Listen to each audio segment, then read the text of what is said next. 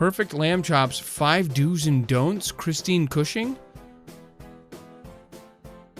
Yeah, I'm gonna skip ahead. Outer layer on the outer layer. So if you can have a look close at these chops, you're gonna see that there's not much marbling in it. So it's easily to marbling. There's out, barely any meat on that, Christine. Beautiful fat on the outside. So I'm gonna use that fat to actually cook the chops as opposed to adding more oil, because really I'm just gonna waste the oil if I more. add it, okay? Why are you adding oil at all? Today I'm sticking to the two meatiest, sort of the best chops in my opinion. So the rack, which is the rib chop, and the loin, which is a little bit further down, and that's the T-bone. It's just really like a T-bone steak. Okay, they're super meaty.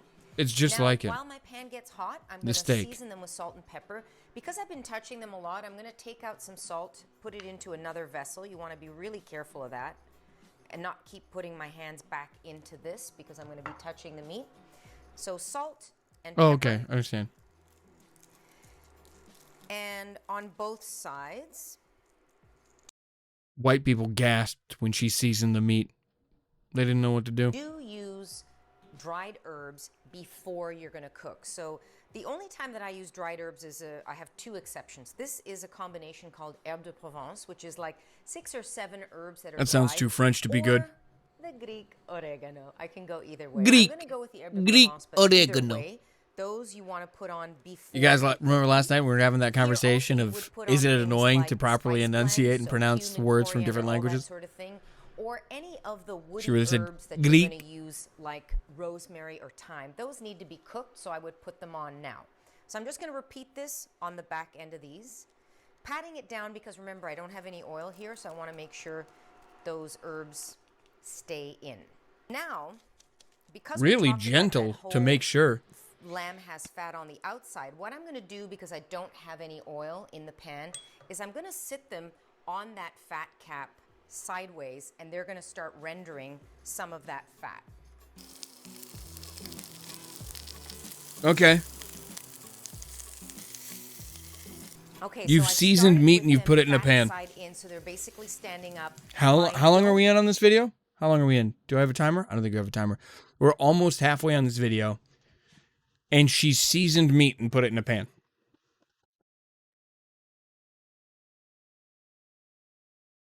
This is groundbreaking chefery here, Christine. Please keep going.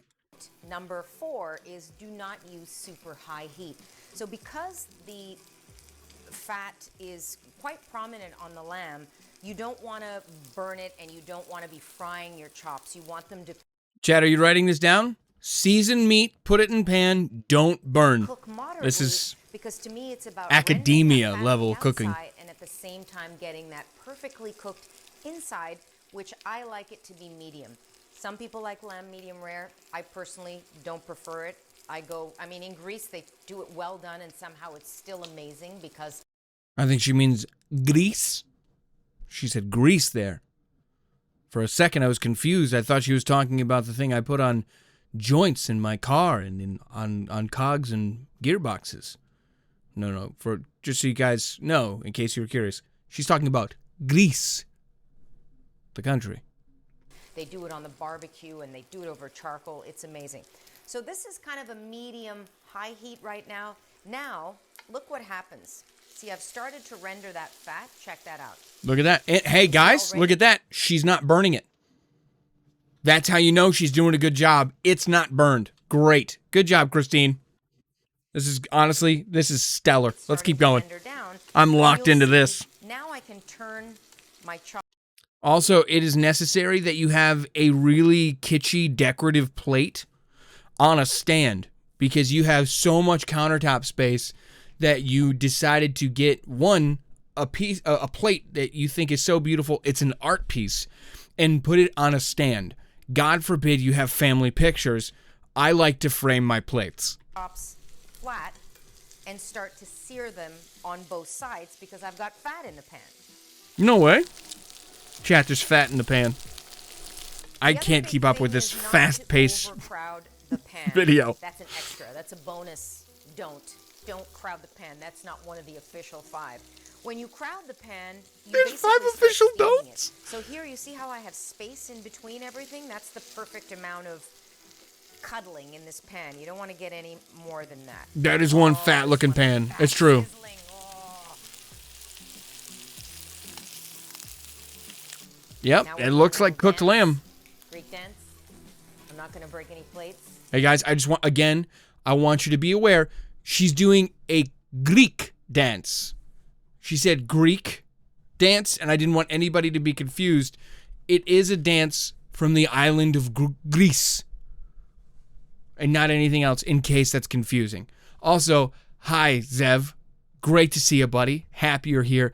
We're watching Christine Cushing spend what is, I think, in total 10 minutes telling us how to season lamb, how to put lamb in a pan. Oh, and not to burn it. That was one of the 5 official don'ts. So don't burn lamb. If you're going to cook lamb, heads up, don't burn lamb. Also, she said Greece once to refer to the island of Greece, and I've been roasting her about it ever since. It's very hypocritical of me, but here we go. Opa. I don't know, chat. What do you think? Do those look burned? Very important here is knowing when they're cooked. See, I agree. So I was thinking the same thing, Zev. Just with your hand that you can tell. These are pretty much medium. Some are a little bit medium well. So come in close so I can show you. Yep, show us. That I know is medium well. Hey, guys. That's what it looks like to poke medium well lamb. In case you needed a video for it, this video, groundbreaking kitchen footage here, shows you what poking medium well lamb looks like. That way you can poke your own lamb at home for cooking reasons. This guy over here, if you come in here, he's a little there's stunted. more give. That's medium, maybe more towards medium rare. Okay, great. Great. So when they're starting to, I realize that they're cooking, I'm going to stand them up to render. Chat, she realized that they're cooking. All right. So we're almost 7 minutes into this video. She just realized that they're cooking. They're more of that fat so they don't overcook. All right. They are done.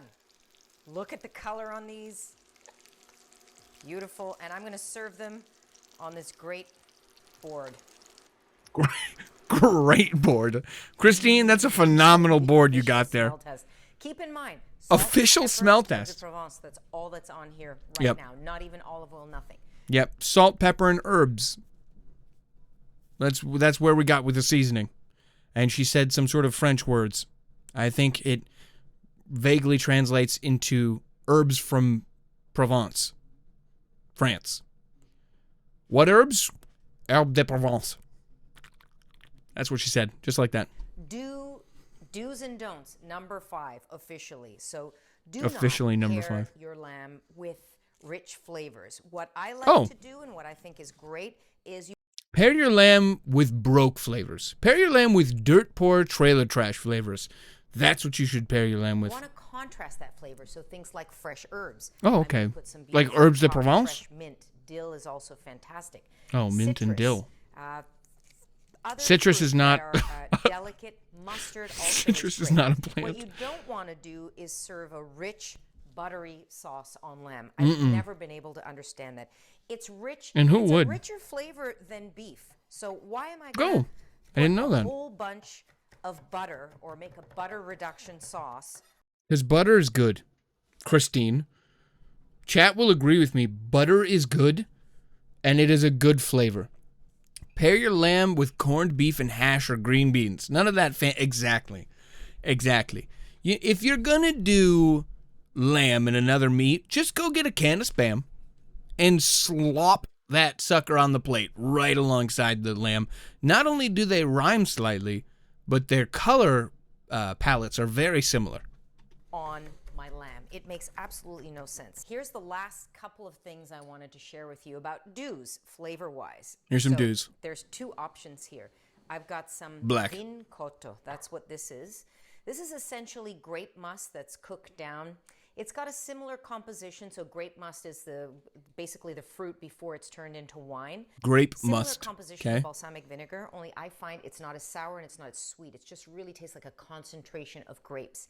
other option is some Okay. pomegranate molasses. This one is a little bit more on the sour side, and you really get a slight bitterness from the pomegranate. Also fantastic. So I'm just going to drizzle a little bit of that, but I have one more thing that I had to do. I could not resist.